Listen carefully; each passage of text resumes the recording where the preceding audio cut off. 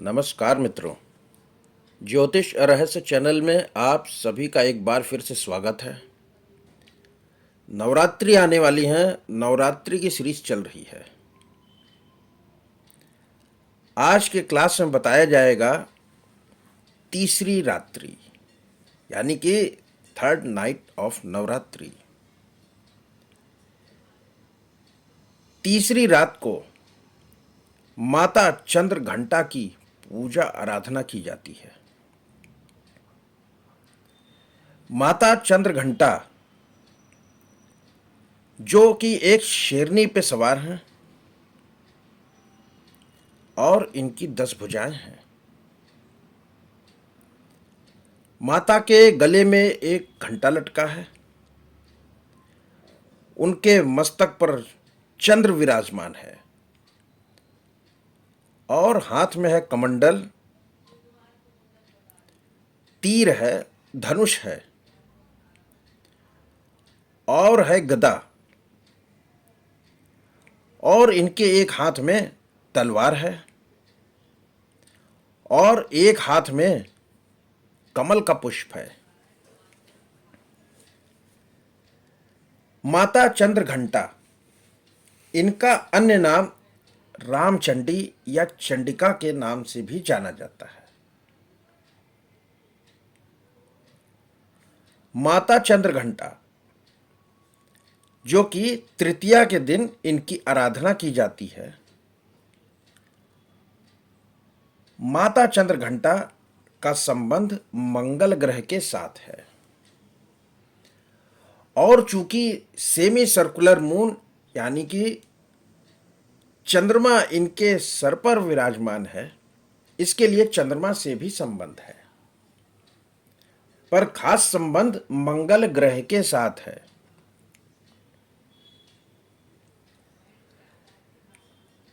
अब यदि इनकी आराधना करना है तो इनको चमेली का पुष्प चढ़ाना पड़ेगा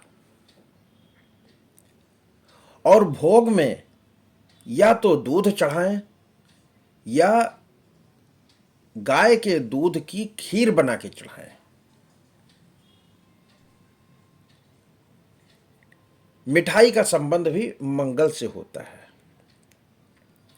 तो यदि हम सफेद पुष्प चढ़ाते हैं चमेली का और गाय के शुद्ध दूध से खीर बनाते हैं और उसका भोग लगाते हैं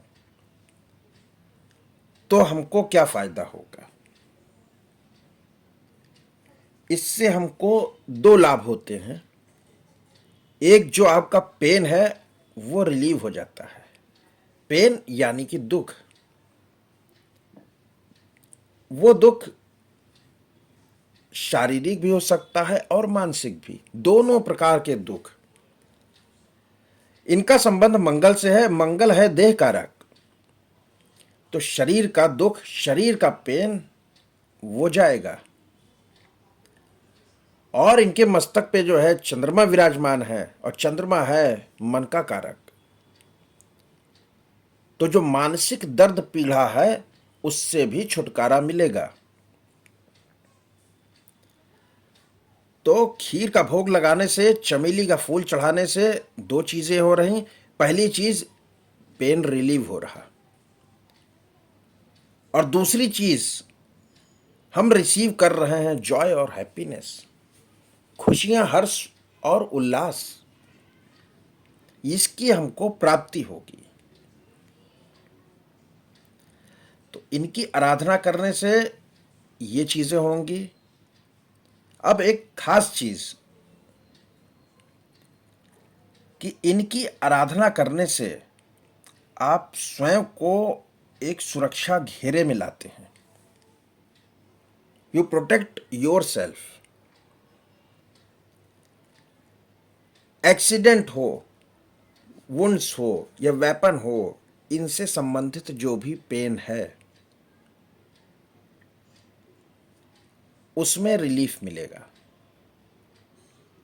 यानी कि जो हथियारों से आपको कभी नुकसान हो सकता है, आपको घाव लग सकते हैं, आपकी दुर्घटना हो सकती है, इन चीजों से आपका प्रोटेक्शन होगा, सुरक्षा घेरा आएगा, सुरक्षा कवच बनेगा। और यदि ऐसा हो चुका है तो उससे आपको क्योर मिलेगा। मंगल मंगल ही है कारण एक्सीडेंट का, क्रोध का, लड़ाई झगड़े का, और हथियार भी मंगल से देखे जाते हैं। यही कारण है कि माता के इतने हाथ हैं और तरह तरह के हथियार लेके रखे हैं।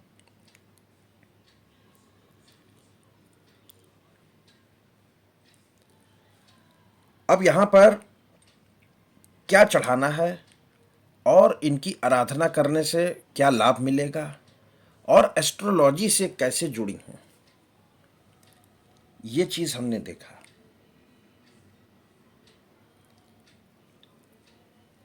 अब माता चंद्रघंटा है, तृतीया के दिन इनकी आराधना होती है, नवरात्रि की तीसरी रात।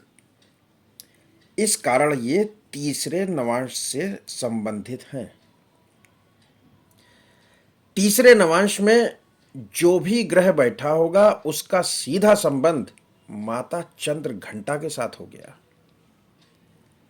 इनका नाम ही दिया गया है कि चंद्र और घंटा, घंटी लटकी है और चंद्रमा विराजमान है। और जो मंगल से जो बैड इफेक्ट होता है, घाव है, हथियारों से चोट है, दुर्घटनाएं हैं, उससे सुरक्षा होती है। तो घंटी आप सभी जानते होंगे कि घंटी क्या करती है। घंटी हमेशा अलर्ट करने का काम करती है। और जब घंटी बजाई जाती है, उसकी जब गूंज कानों के थ्रू मस्तिष्क में पहुंचती है तो मन में शांति पैदा करती है। यही कारण है कि ये जो पेन रिलीफ करती हैं, मानसिक और शारीरिक दोनों।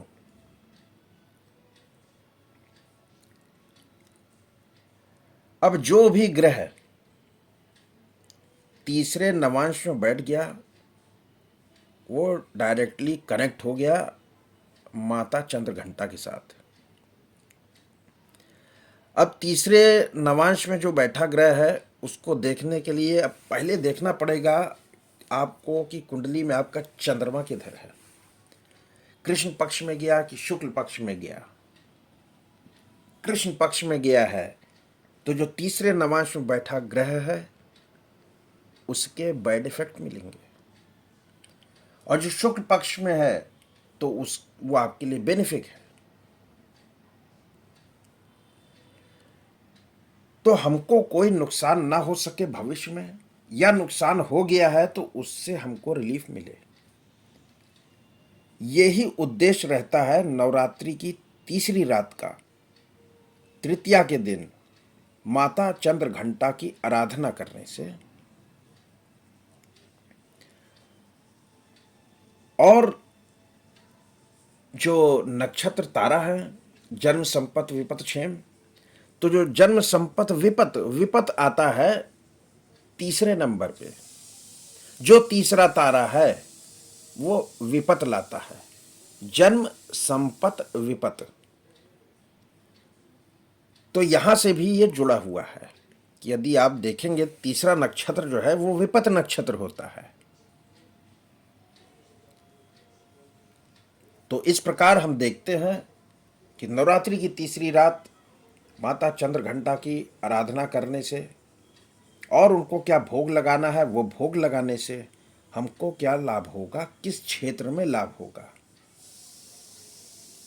और ये जो खीर का आप भोग लगाते हैं, इसके बाद आप इस खीर को स्वयं भी खाएं, दूसरों को भी खिलाएं, और खास करके पंडित को खिलाएं, ब्राह्मण को, मंदिर का जो पुजारी है। कौन सा पुजारी? जो जवान पुजारी है, यंग, उसको खिलाएं। जो जवान पुजारी होता है वो मंगल होता है, और जो वृद्ध पुजारी होता है वो बृहस्पति होता है। तो माता चंद्रघंटा का संबंध मंगल के साथ है, इसके लिए जवान पुजारी को खिलाएं। ये नहीं कहा जा रहा कि आप वृद्ध पुजारी को न खिलाएं, लेकिन जवान पुजारी ढूंढकर जरूर खिलाएं। तो आशा करता हूँ ये जानकारी आप लोगों को अच्छी लगी होगी, और नवरात्रि आने पे इस प्रकार से पूजन करिए। अब एक चीज बची रह गई कि इनका कलर कौन सा है। इनका कलर है वाइट, सफेद। उस दिन सफेद वस्त्र पहनिए। इसी तरह अब हम चौथी रात्रि की, फोर्थ नाइट ऑफ नवरात्रि का वर्णन करेंगे अगले क्लास में। तब तक के लिए आज्ञा। धन्यवाद।